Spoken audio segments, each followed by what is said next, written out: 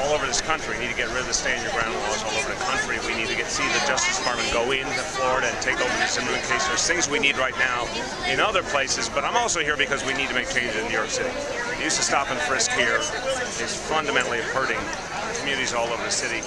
We need a racial profiling ban in New York City. There's a huge fight over it. Mayor Bloomberg is trying to veto it. We need to achieve it. And this rally, to me, is about also mobilizing New Yorkers to act here to achieve a racial profiling ban. For Press TV, it's an overseas news audience. So is there anything you think, you want to say to them? Just to say, I think there's a really large number of Americans who are deeply, deeply upset by the verdict in the Trayvon Martin case, who don't accept it. We believe in our jury system, but we think this verdict was fundamentally unfair, and we need action to overcome it. That's why we want our Justice Department to stand in, take over the case and show that there's going to be fairness in this country. Thank you. Would you mind answering a couple more quick questions? I know it's hot out here. No, it's not on heat. They keep telling me.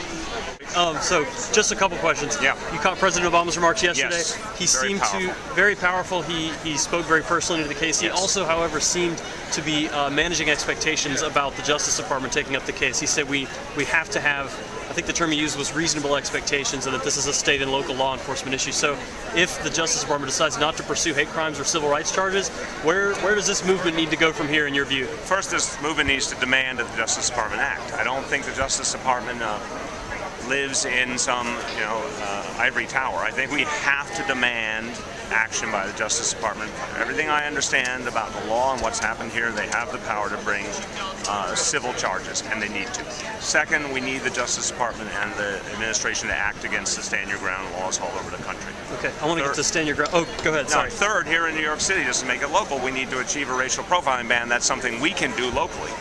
But I don't take the president's remarks as, setting the ceiling here. I think the president has to present things as he sees fit. I think it's still, for me, clear that we have to push him and the administration to go farther. Okay, follow up on stop and frisk here in the city. You're well acquainted with the mayor's position on it, and we're all well acquainted with your position and with the various candidates. Yeah.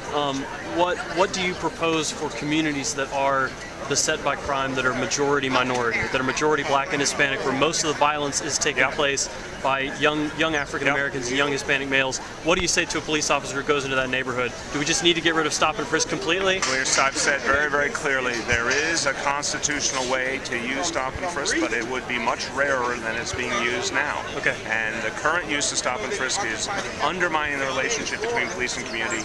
It is in the process, about 90% of all those stops are innocent in every way, shape, and form. That's not a good police tactic. It's not a good way to do it. Even though the point of the tactic is not necessarily to produce arrests, right? Stopping 90% innocent people is not a good use of government resources. It's not fair. It's not constitutional. That has to end.